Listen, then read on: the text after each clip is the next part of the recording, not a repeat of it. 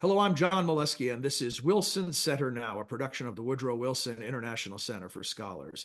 My guest today is Sung-Yoon Lee. He is a fellow with the Wilson Center's Indo-Pacific program. Previously, he taught Korean history at Tufts University, and his analysis of the Korean Peninsula has appeared in the Wall Street Journal, the New York Times, and the Washington Post, among others.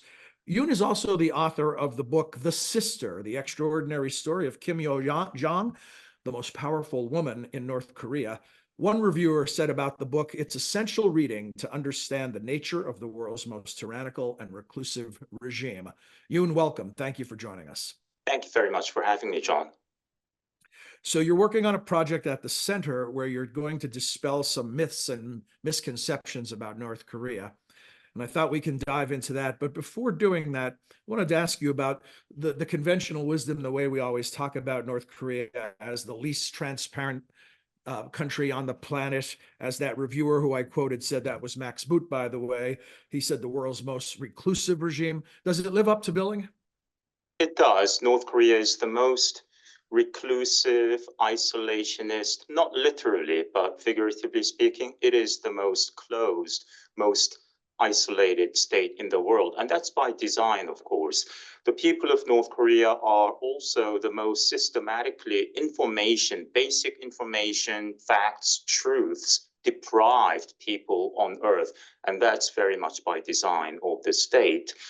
The cult of personality of North Korea is extraordinary. You know, when we think of North Korea, the great leader, so-called, with his funny-looking haircut, a very well-nourished supreme leader presiding over a nation of hungry, starving people, you know, the image is quite striking. It's weird. And North Korea is so different that one tends to patronize, mock North Korea. It's, you know, hard not to. If there were such a thing as an, I don't know, international mockability index, North Korea would reign supreme forever. So this mix of medieval cringe-inducing image of the leadership and also frequent buffoonish sounding bellicosity, we're going to nuke you, so they say, renders North Korea somewhat risible and also mockable and misunderstood.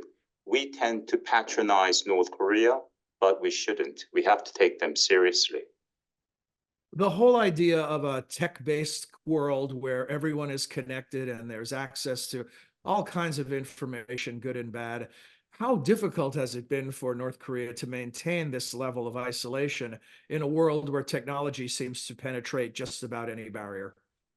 Well, North Korea shares a very long border with China in the north, some 850 miles long, and historically it's always been porous. So over the past 15, 20 years, more information has been seeping through, information as in world news, foreign TV shows, drama, movies, pop songs, South Korean pop songs, and so on.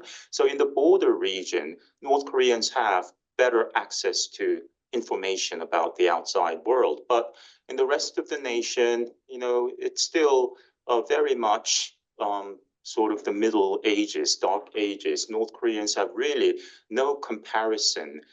They don't know how deprived, how oppressed, and how underprivileged they are because they've not traveled abroad, metaphorically or physically. So yes, information is going in, but North Korea, the government does a very good job, I suppose, of blocking out as much as possible. So not enough information seeping in to move the needle. I wonder, you know, how broad-based hierarchically does this extend? In other words, is there an elite class within North Korea that is more worldly? Yes, there is. North Korea, every North Korean newborn is thrust into a political class, and this is hereditary. Not only power at the very top, you know, the original supreme leader, his son took over upon the death of the first leader, and now the third generational leader.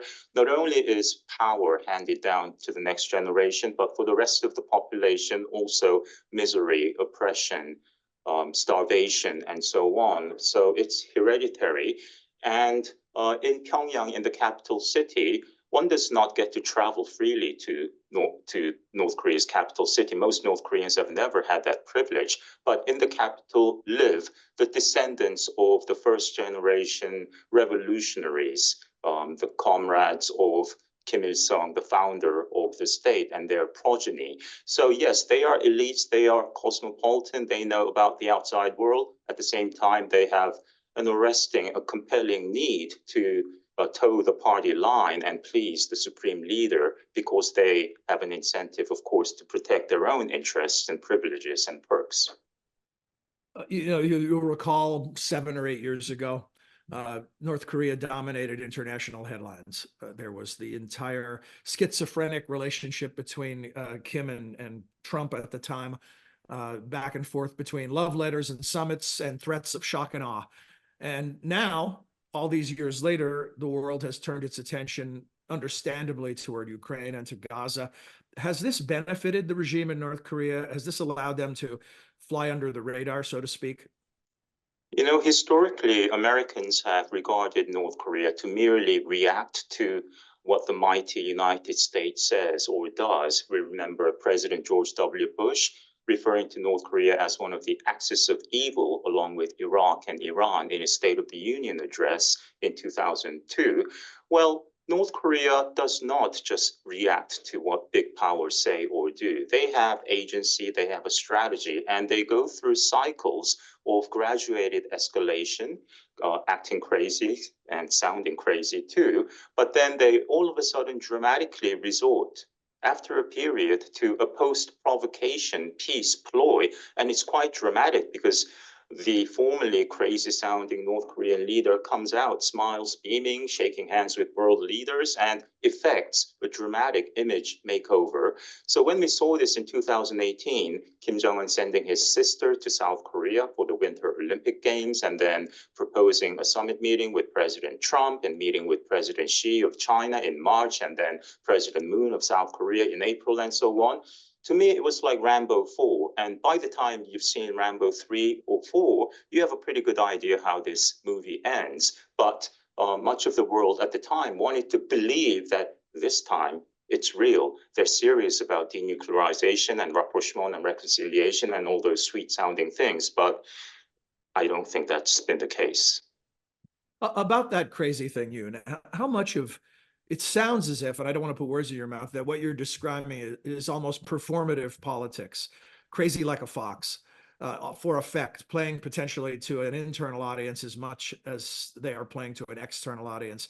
How do you view that? What's your analysis of the so-called crazy quotient? Well, I've been arguing that North Korea intentionally weaponizes its own weirdness, its own weird image, so that when they sound normal and quite cosmopolitan, the outsider is dazzled and wants to believe that perhaps to an extent, the North Korean leader is now behaving normal and saying all the right things because of my own intelligence and charisma, and I can mold this leader. Well, what we've heard over the years, going back to Kim Il-sung, who came out in 1972, meeting with 2 New York Times reporters in his office for 3 hours on May 26th, 1972, Harrison Salisbury and John Lee. The reporters came away dazzled that this guy's not only not crazy, but very knowledgeable, clever, reasonable, self-effacing, has a sense of humor. And then the next month, reporter for the Washington Post had the same experience. And then in July, the next month, Harvard law professor, and so on. So we've seen this before. We've seen this act before. And, when they cultivate their image as a crazy madman, and then they come out and sound entirely charming even, the outside world wants to believe what the North Korean dictator is saying. But of course, they have their own agenda. We'll dig into some of the particulars. I know you're looking at things like military capacity and the economy and all of the things where we might have misconceptions. But in the biggest picture, the biggest broad brushstroke, what do we mostly get wrong about North Korea consistently? That they listen only to China or Russia or the Soviet Union. Of course, historically, they've been quite dependent economically on both big communist patron states. But the North Korean leaders have defied Chairman Mao, Deng Xiaoping, President Xi, President Putin, Stalin, repeatedly. They really have been more the driver in their relationship with the big powers, including the US, China, and Russia. And that's an extraordinary achievement of sort, I suppose. So they have agency. They don't just like react to what Americans say. You know, in the wake of the outbreak of the Korean War in June 1950, President Truman and his men and women wanted to believe, they believed that Kim Il-sung was acting upon the orders of Stalin to test the United States by launching this invasion of South Korea. In fact, a high-ranking official coming out of a National Security Council meeting told reporters in late June 1950, quote, "The relationship between Stalin and Kim Il-sung is the same as that between Walt Disney and Donald Duck," meaning Kim Il-sung is not his own man, he's a puppet. But in the wake of the collapse of the Soviet Union and the partial opening of the Soviet archives, we come to know that, to learn that it was entirely Kim Il-sung cajoling, lying to Stalin and Mao to give him the go-ahead, the green light to invade South Korea. It was his war, and he was the driver. Likewise, today, you know, Kim Jong-un has retreated into his policy of provocations, firing off hundreds of missiles over the past 5 years, threatening war and so on. But there will come a time when the Kim regime goes back, reverts to a fake charm offensive. And I believe his sister will be the face of the next North Korean charm offensive. And watch out, just because she's a young, pretty, powerful princess, mysterious and all that, it doesn't mean that all the nice things she'll be saying are genuine. You know, she is the co-crime boss of one of the most despotic, cruel nations on earth. They have their own agenda. So you just made quite the case that North Korea is anything but Donald Duck to China's Walt Disney or whomever. So why do we keep getting that wrong? Have you given this any thought, Yoon? Why do we continue to persist in viewing North Korea as a reactionary state or as a puppet of larger players? I think most military experts in the United States take North Korea's military capability, very seriously.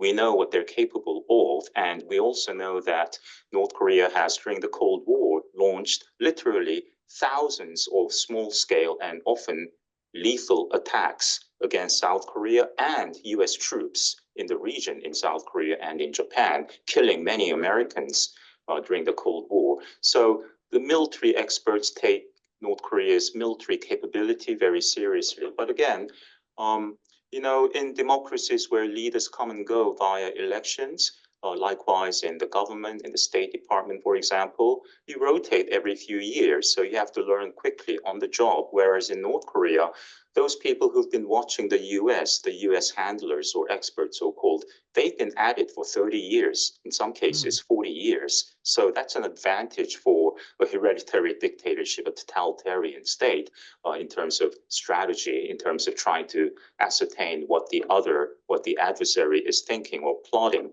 So there are many reasons why we often get North Korea wrong, but one of them, again, is our tendency to patronize North Korea because they're so laughable in many ways, but also that North Korea is surrounded by big powers. And in terms of economic power or soft power, you know, North Korea has really none to show the world. And that's a factor as well, because they're so poor and backward and weird.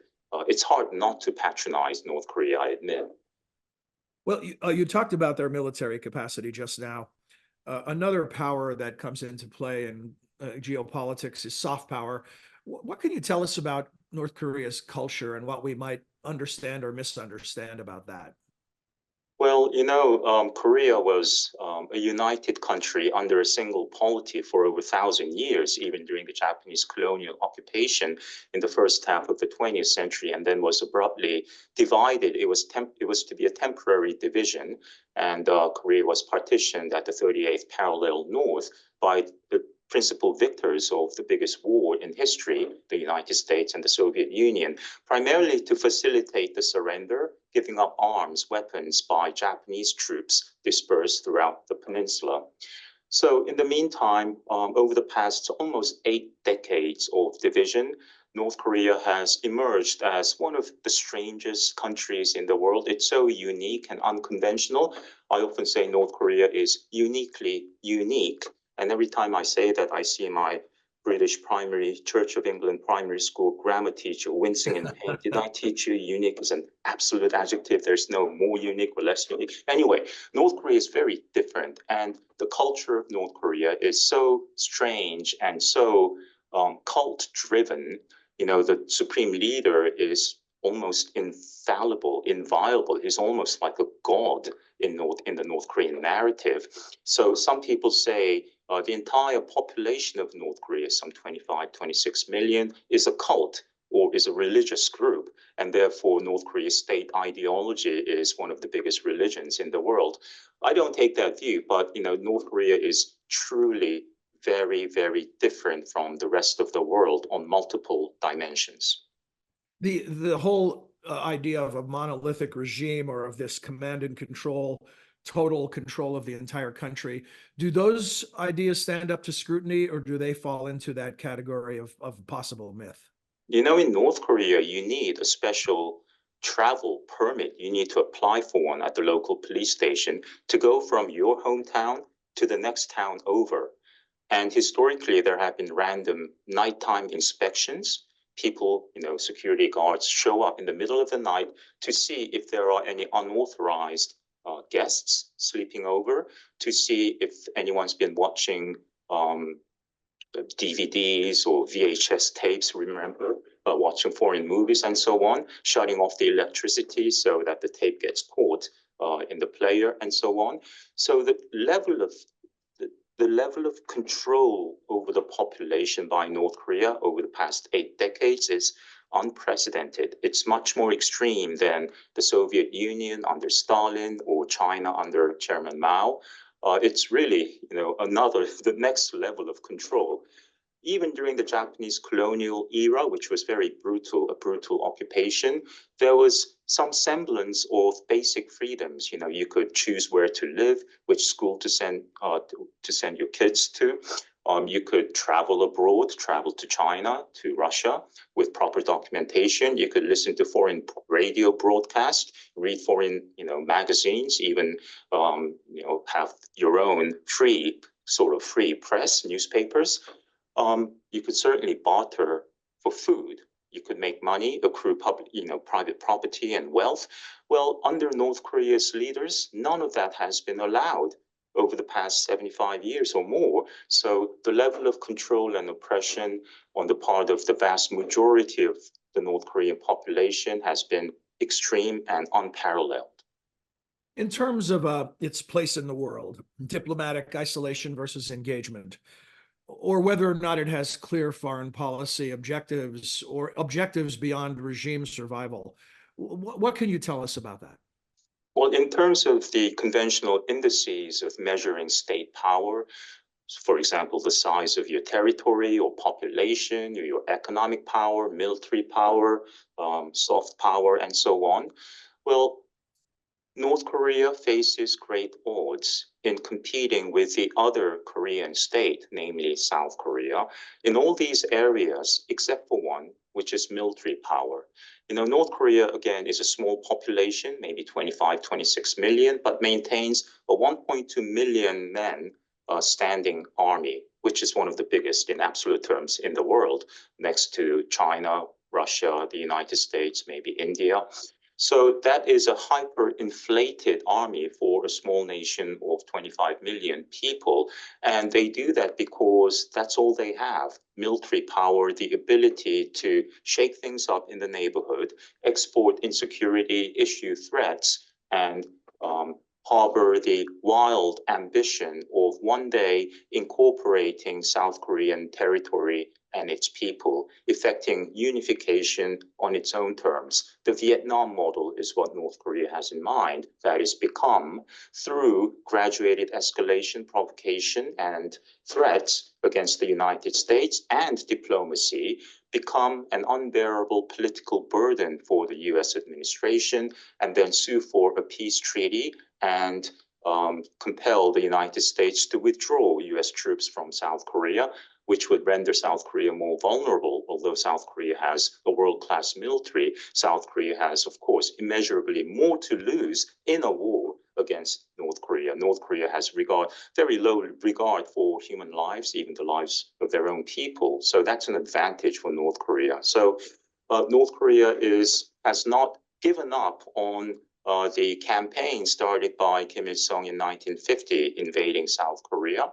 They're biding their time. And of course, the ability to marry a nuclear warhead on an ICBM that can hit any part of the United States comes into the picture in this game. Yoon, as we've seen in Ukraine, a numbers advantage is not always translating into success on the battlefield. What do we know about the readiness and the training level of North Korean forces? It's true, North Korea has not seen war since Vietnam, since the Vietnam War, when North Korean pilots and others participated. Yes, in terms of training, in terms of military equipment, the other team, the US and South Korea, enjoy a great advantage. But again, as we see in Russia, for a despot, 10,000 people dead, 100,000 combatants die on the battleground, no big deal. You can go on. Whereas in a democracy, 100,000 casualties or combat deaths would be a major big deal, of course, for any leader. So, that kind of pain threshold, North Korea enjoys an advantage in that regard. So we don't want to go there. We play sports to find out who wins, because even an underdog has a fighting chance in many cases, and it's exciting. But in international politics, the whole point is not to go there, not to play that game. How do we achieve that? With overwhelming deterrence. And deterrence has prevented another open war in the Korean Peninsula since the Armistice Agreement of 1953, whereas in the 60-year period leading up to the outbreak of the war in June 1950, I count 4 major wars in and around the Korean Peninsula. So the US commitment to defend South Korea is a major factor in the de facto actual peace, shaky and very much imperfect, but actual peace that has been in place in the Korean Peninsula since 1953, during which time South Korea has emerged as a major economic power, a democracy, a modern nation admired, around the world. North Korea, of course, has gone in the opposite direction. The casual disregard for human life that you describe in the potential war scenarios, does that extend one for one to human rights within the country, in peacetime? And is it as bad economically for the average North Korean as we often think it is from the outside looking in? Absolutely, John. North Korea is, again, so different, so unique, but this is the most unique aspect to me.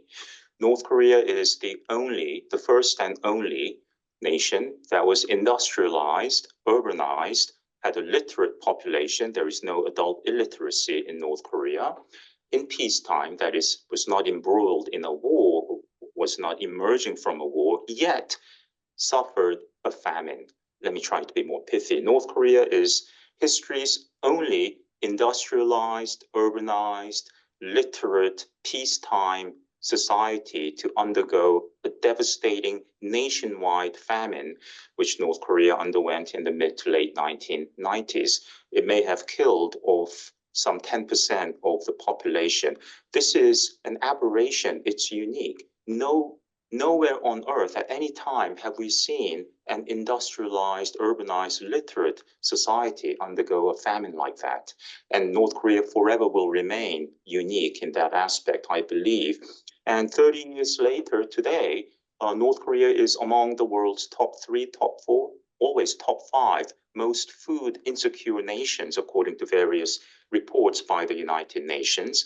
10 years ago, in February 2014, the United Nations Commission of Inquiry, a monumental 400-page long report, was released and made various serious allegations, including the following: that the North Korean regime at the highest level of state is guilty of a deliberate policy of mass starvation. Elsewhere, it says, knowingly causing prolonged starvation. They intentionally kill off a portion of their people. That is the only conclusion, rational conclusion we can reach now 10 years later, because although the people are poor, The dynasty, the regime is filthy rich. They own an entire nation. They have ICBMs and nuclear weapons, but Kim Jong-un refuses to spend even a tiny portion of his vast wealth with which to import food. If Kim Jong-un bought food and distributed it equitably, no man, woman, child in North Korea would starve or go to bed hungry, but the regime chooses not to. Given what you just described, why haven't we seen anything resembling a revolution? Because of the terrorizing the immensely successful, I suppose, totalitarian control over the population. To give you one example, there are frequent public executions conducted by the state, and these are gruesome, horrific spectacles to which the entire town is dragooned to watch, including children, including 5-year-olds. And that experience stays with you. You know, there are over 34,000 North Korean defectors who resettled in South Korea. In various surveys, if you ask them, what is the most shocking, traumatic experience? They say seeing their family members, loved ones die, just drop dead during the famine of 1994 to 1998, and having watched the public execution. That traumatic experience stays with you. And of course, people just disappear all of a sudden. Entire families are thrown into political prisoner concentration camps. What is the crime? Well, complaining about life occasionally, like life is hard. Your neighbor rats on you, and then you, with family across 3 generations, including little children, you know, even 1, 2-year-olds, are thrown into a gulag for the rest of their lives. So it's an immensely inhumane, ruthless, cruel state that has been successful in this game because of the layers of inhumanity, control over the population. What you described sounds from a Western perspective more like a mob or a cartel than it does a government in the way we think about Absolutely. government. It's a giant criminal syndicate. You know, in the mid-70s, North Korea had defaulted on every single international loan it had taken out, so it became utterly credit unworthy. And then they turned to organized crime. It's the state doing it, like producing and proliferating illicit drugs. They still do. You know, state-sponsored meth labs are in place in North Korea. North Korea has counterfeited US $100 bills and other $50, $20 bills too, but mostly Benjamins.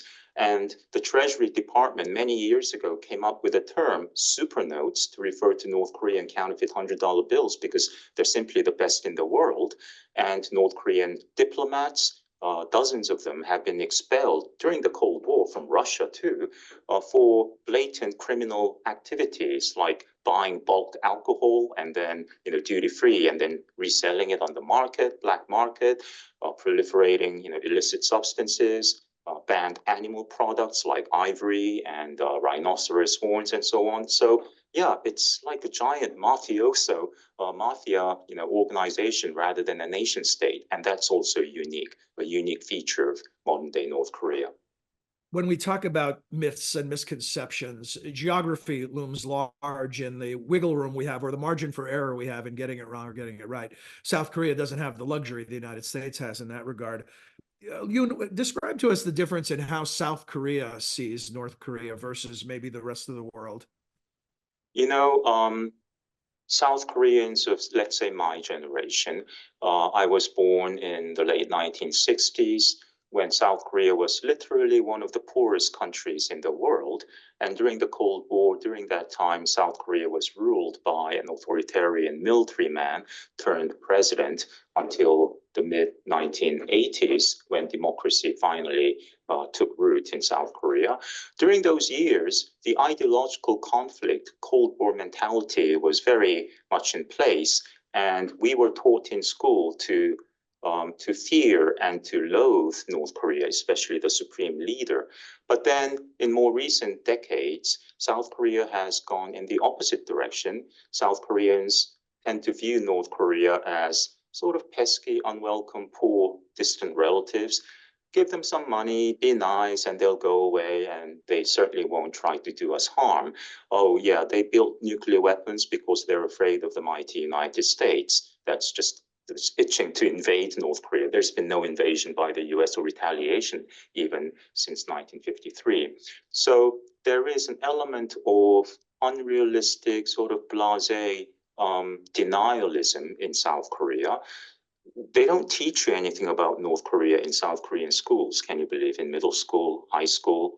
So most South Koreans today, as highly, as ultra educated and tech savvy as youngsters in South Korea are today, they basically know nothing about North Korea. There's no money in North Korean studies. There are only a handful of colleges who offer a major in North Korean studies. So most of South Korea remains apathetic and ignorant of North Korea. And that's a shame because, South Koreans as well as North Koreans have this sense of sort of a tribal ethnic identity. There is a high degree of ethnic homogeneity in the Korean people historically, and they feel that we are one people and so on, all those good things. But yet, South Koreans really are indifferent to the terrible suffering of the people of North Korea, and that's a shame. Yoon, does it go beyond a shame? Is that complacency you describe potentially dangerous? I think so because, well, I mean, to be fair, to try to be fair, one cannot live in constant fear, paranoia over North Korean attack. But then South Korea seems to have gone in the other extreme way of, thinking even when North Korea says we're going to nuke you, we're going to turn Seoul into a sea of fire and so on. And when they shoot missiles every few days, it's not even top news. The South Koreans just go on with their busy lives. And maybe that is the more realistic response to North Korea's frequent threats. But at the same time, again, there is sort of this unrealistic view that North Korea is just poor, paranoid, proud. So they're just acting up when an American president calls them names or when a South Korean president takes a hardline stance against them. They're merely just like, rattling their sabers, but they don't mean to do us harm. Well, history shows, again, that North Korea has consistently harmed the people of South Korea and US troops in South Korea over the past 7 decades. Yoon, my final question involves how best to deal with North Korea. You've just provided us a master class in understanding the Democratic People's Republic of Korea. But when it comes to diplomacy, diplomatic efforts, arms negotiations, what's possible? Is much possible? Well, for many years, I've been arguing that we need to enforce sanctions against North Korea. There's a lot of misunderstanding about sanctions in general. The notion that the US has always heavily sanctioned North Korea, that's simply not true. Until 2016, there was not even a single North Korea-specific US sanctions bill, sanctions legislation, until President Obama finally signed one into law, made it into law. UN sanctions only began in 2006 in the wake of North Korea's first nuclear test in October 2006. So the notion that the North Korean people are hungry because of US or UN sanctions is simply not true. The famine took place more than 10 years before the first ever UN sanction, or even 20 years before the first ever US sanctions. Sanctions enforcement, like domestic law enforcement, needs to be applied, needs to be implemented consistently. It's very labor intensive, hard, and in many ways thankless work.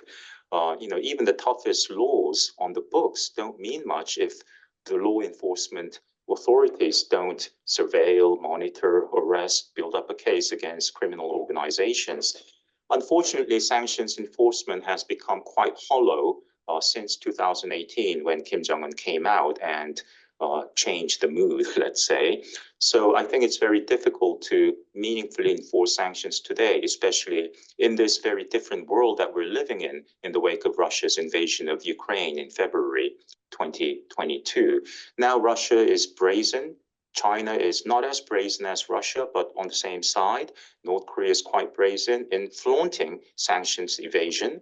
And Russia, of course, we know in March, vetoed the extension of the UN panel of experts, which is a group of multinational experts who monitor North Korea sanctions evasion under the mandate of the Security Council. So that group, that monitoring watchdog, is no longer in place. So we're living in a very different world. And Vladimir Putin is reportedly soon visiting North Korea, visiting Kim Jong-un. Putin remains to this day the only top Russian or Soviet leader to ever have visited North Korea, and he did in July 2000. So it's been a few years, but I'm concerned that Putin and Kim, because they both need each other, will continue this secret military collusion. Where that ends, where it goes, we don't know, but we are concerned that Putin will provide high-tech, sensitive military technology to Kim Jong-un, like submarine-launched ballistic missiles, nuclear-powered submarine technology, satellite technology, and so on, in return for Kim providing ammunition, providing artillery shells and other conventional weapons to Russia for use in Ukraine. Well, it's an ominous place to end, but that's where we'll end our discussion today. And you and I continue to be impressed by the depth and breadth of your analysis and the clarity of your explanations. We're lucky to have you at the Wilson Center. Thank you for joining us as a fellow, and thank you for today. Thank you very much. Our guest has been Sung-Yoon Lee. If you would like to know more about him and the Indo-Pacific program at the Wilson Center, you can find that at wilsoncenter.org. Lots of good material, and Yoon's final analysis will be coming soon. We hope you enjoyed this edition of Wilson Center Now and that you'll join us again soon. Until then, for all of us at the center, I'm John Molesky. Thanks for your time and interest.